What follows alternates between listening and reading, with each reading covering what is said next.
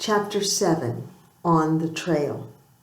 The snow continued during the entire night. When the noises of the waking camp roused Buck from sleep, he was completely buried in snow. At first he did not know where he was. Walls of snow pressed on him from every side. A great surge of fear swept through him, the fear of the wild animal for the trap. But Buck was a civilized dog who had known an open cage, but not a trap. Yet some instinct put there by his fearful ancestors told him he was in a trap, and it was something dangerous. All the muscles in Buck's body contracted as one. The hair on his shoulders and neck stood straight up. The fear sent him bounding up into the morning light with snow flying about him in a flashing cloud. Before he had landed on his feet, he remembered about the snow nest.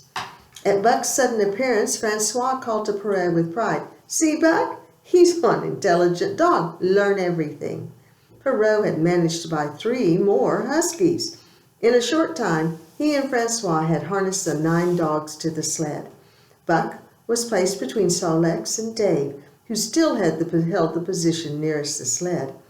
Even with his excitement at being harnessed into a full team of dogs, Buck noticed with amazement the change that had come over Sol-leks and Dave. Instead of their usual unconcern and insistence on being alone, they were filled with eagerness and attention to teamwork. They were alert to how the sled rode under its load. They could tell in an instant where badly packed snow on the trail might slow the team, and they shifted their weight accordingly. If there was a delay or confusion caused by the other dogs, they grew very irritable. Buck did his best, but he was still inexperienced. In the first few days, he tangled the traces, the straps connecting the harness to the sled, and often did not keep a steady rhythm when he ran. Only then would Dave nip him with sharp teeth, but never otherwise, or Sol-leks would fly at him for being slow to stand for harnessing. Francois' whip backed up the 2 taskmasters in their disciplining. Soon Buck was rarely nipped, and he began to enjoy the runs. He was infected by the high morale of the team and the 2 men. Usually Perrault traveled ahead of the dogs, packing the snow with his webbed shoes to make it easier for them. He had an expert knowledge of ice and needed only a glance to tell its thickness and possible safety across it for the sled. The team crossed glaciers and snowdrifts hundreds of feet deep. They went in and out of a dozen camps where gold seekers were waiting for spring to break the ice. On the day that the dogs ran 40 miles, Perrault pronounced them the best team he had ever had. Sol-leks turned around to Buck and Dave and gave them a rare smile, which they returned. Buck was filled with a sense of well-being and comradeship. The last thoughts he had that night after nesting down were 40 miles and the best team. Chapter 8, The Ancient Song. Buck was always hungry. Running for miles in the icy air and pulling the heavy sled gave him an appetite that could not be satisfied by his ration. He received 1.5 pounds of sun-dried salmon once a day after the run.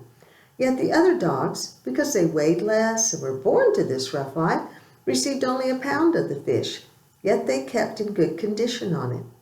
For a time, Buck received even less than his ration, because the other dogs stole any part that he had not yet finished.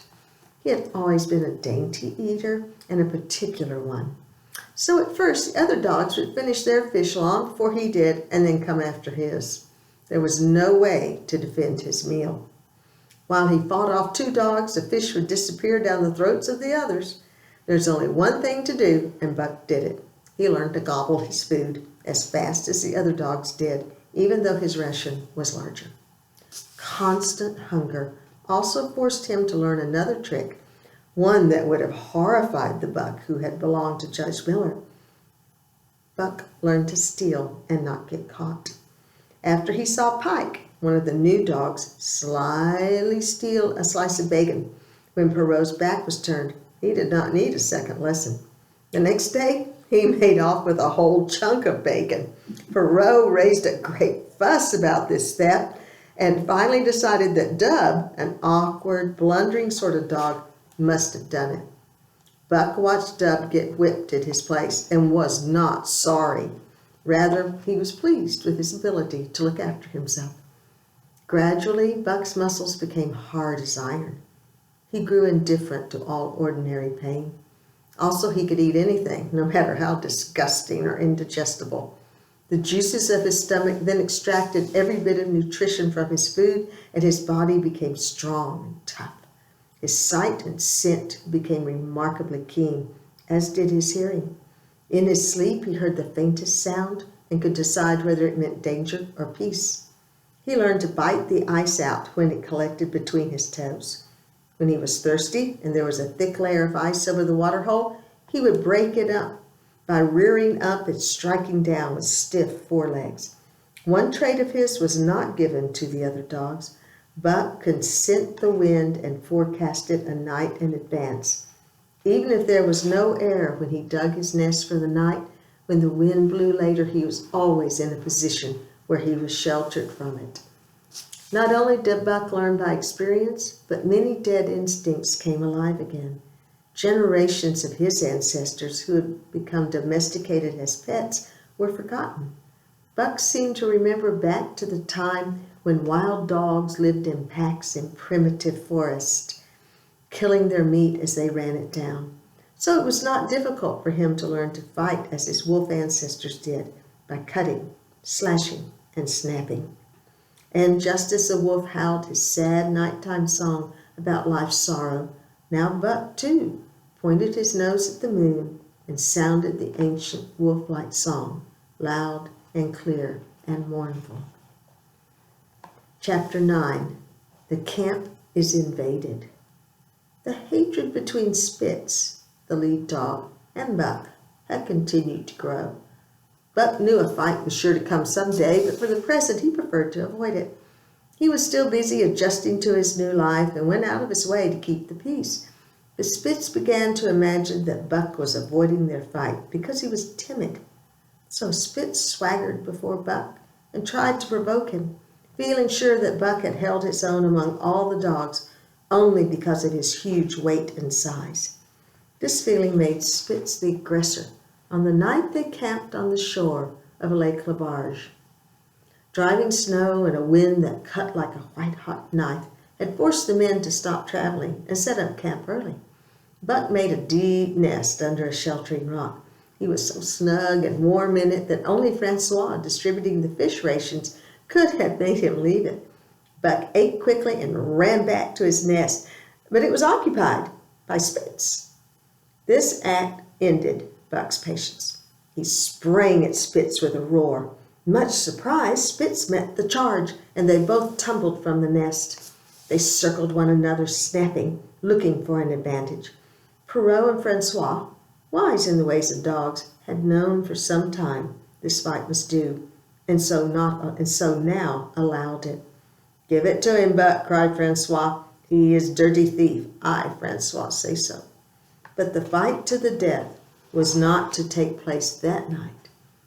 Suddenly, there was a loud curse from Perrault as he brought his club down on the bony frame of a wild dog heading for the food box.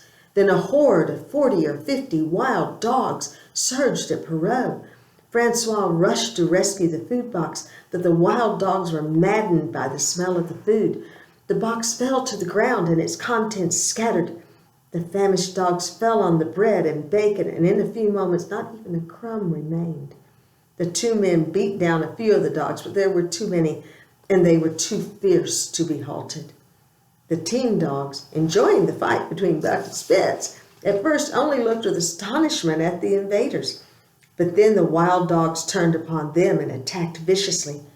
After their first surprise, the team dogs fought back side by side. Their superior weight and good condition enabled each of them to down 2 wild dogs at a time. But they were outnumbered. Buck, battling 3 at a time, saw another dog join in and felt teeth sink into his throat. When he saw it was Spitz treacherously taking advantage, his rage enabled him to throw off all 4 dogs. By now the team dogs were retreating, fighting as they ran into the forest. Buck joined them in flight. The wild dogs did not pursue them, being more interested in finding food at the camp. All the team dogs had been injured. Dolly, one of the new dogs, had been hurt the worst. with a badly torn throat. They nursed their wounds through the night and limped back into camp at daybreak. The wild dogs were gone, and Perrault and Francois were in a very bad mood. Only half the food supply had been saved. The wild dogs had tried to eat everything, even the leather traces in a pair of Perrault's moose-hide moccasins. Francois examined each dog and shook his head. "What do you think, Perrault? All these bites from mad dogs. Maybe our dogs go mad as well. Why we have such bad luck?" Perrault shrugged his shoulders. "All we can do is go on. There's 400 miles between here and Dawson. If it happens, it happens.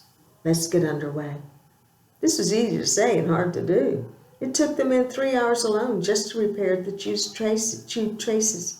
The day was half gone before Francois was ready to shout, "Mush!" Weary and still in pain, the team nevertheless picked up their feet together and obeyed, and nobody, not even Buck and Spitz, gave a thought to the unfinished fight between them.